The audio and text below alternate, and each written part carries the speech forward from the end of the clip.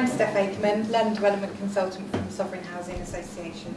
And I'm very lucky to say that actually my training budget has been doubled this year, and it's very unusual, especially in these times and with this financial situation. We had a £600,000 budget, which is quite a large budget, but actually the organisation believes in developing the staff in order to meet our mission statement and what we want to do for our customers, and our budget is 1.2 million this year, and that's really exciting. We have a lot of work that we know that we need to do with our leaders in the organisation, but it also has given me some avenues to go down that I've never been able to go down before. So things like bringing apprenticeships into the organisation and really using them. And e-learning for me is going to actually increase, and I'll tell you a little bit more about that in a moment. So we were contacted by the Housing Academy in 2009 as part of the National Learning at Work Day, which is in May every year. I'm sure you're aware of that. And I was a little bit sceptical myself about it, but I thought, well, I need to do something for our staff. And this is when I was actually just quite new into Sovereign and having amalgamated from the Wessex Housing Partnership. So we did a small trial of about 10 people, and we offered some e-learning to them. The feedback was brilliant. You know, people did it in their own time, which I wasn't expecting them to do at home, and there was an expression to do some more. So we got Housing Academy in, had a look at what we could do, and we went for bronze membership. In that membership, it gave us data protection training, which actually was quite a big issue for us at that time. Like many organisations, sometimes we leave ourselves open to risks, and we hadn't given anybody any data protection training across the organisation, so it was a really, really quick win. So we did data protection mandatory, and that's actually how we tend to do our courses. We tend to do them as mandatory units. So we focus on those, but also supply other courses for our staff, and it works really well for us. I think it works well because we incentivise people, so we'll do a prize draw every month.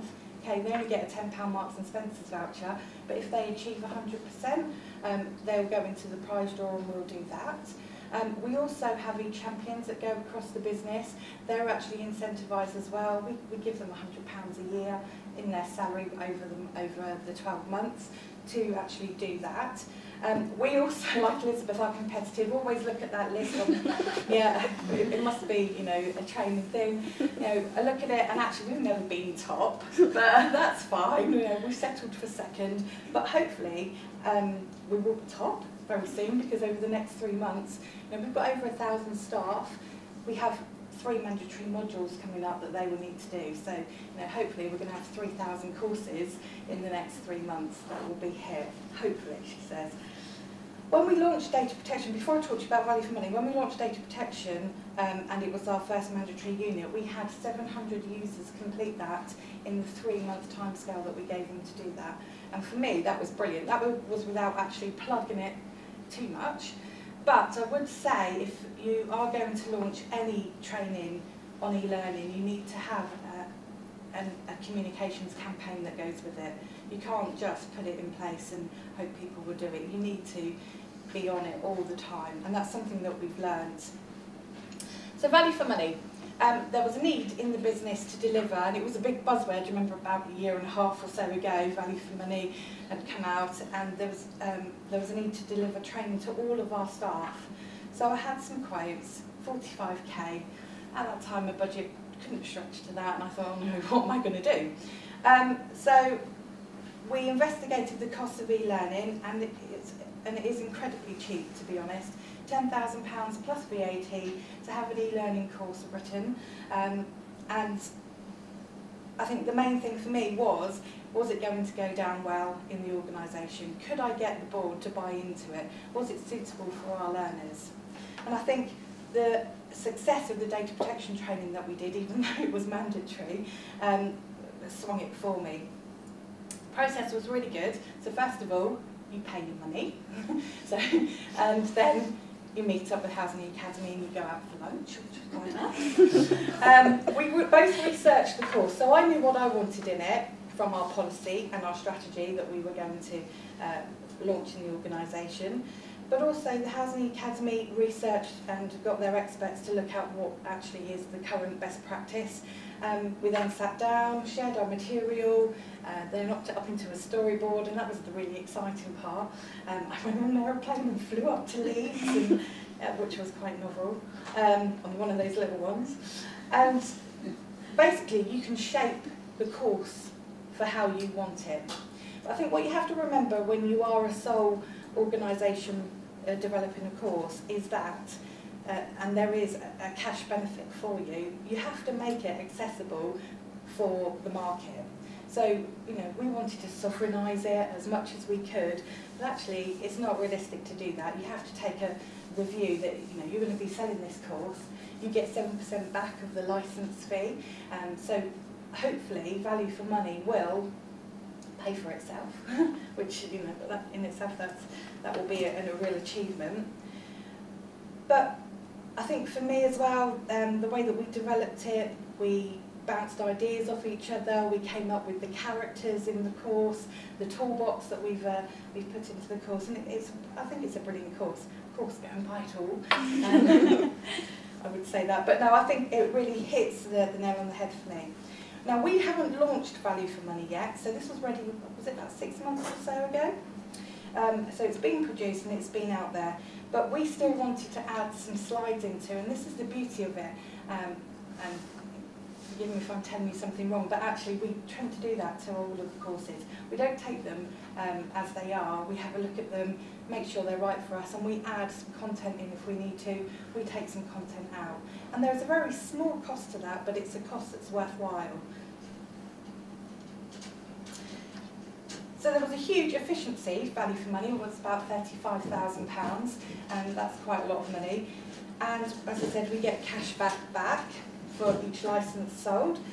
And the beauty of it is that it's accessible for everyone. It's exactly the same story that Elizabeth said. You know, anybody could do it, anytime, anywhere, and that for us is a big win. We've just launched communication stations.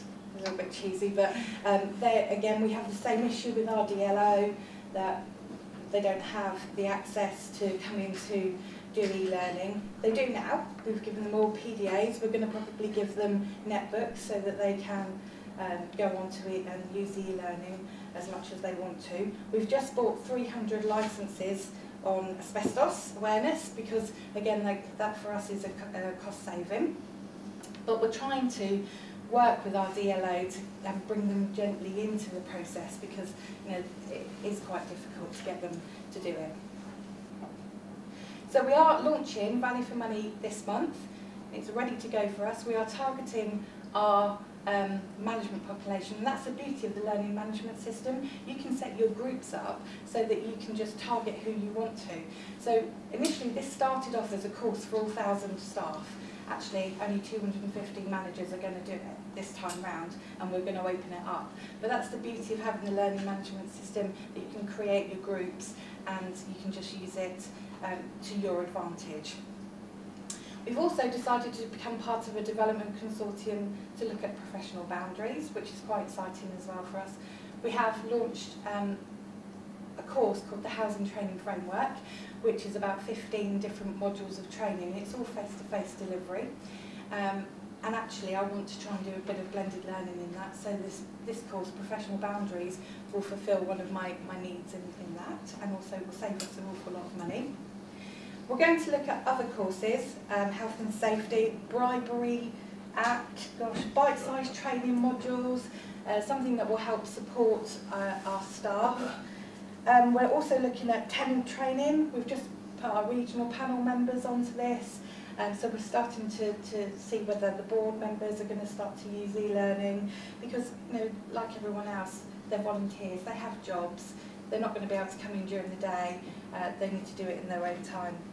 And we've upgraded our membership, so we're now at silver members, and we may need to do some more of that a little bit later. But that's essentially it, that's where we're at. We use it all the time, even though we're not number one. We're going to get there. I think it's a really cost effective system. But for us, it's not just all about cost, it's about accessibility, and it's about actually providing learning and development opportunities across the whole organisation.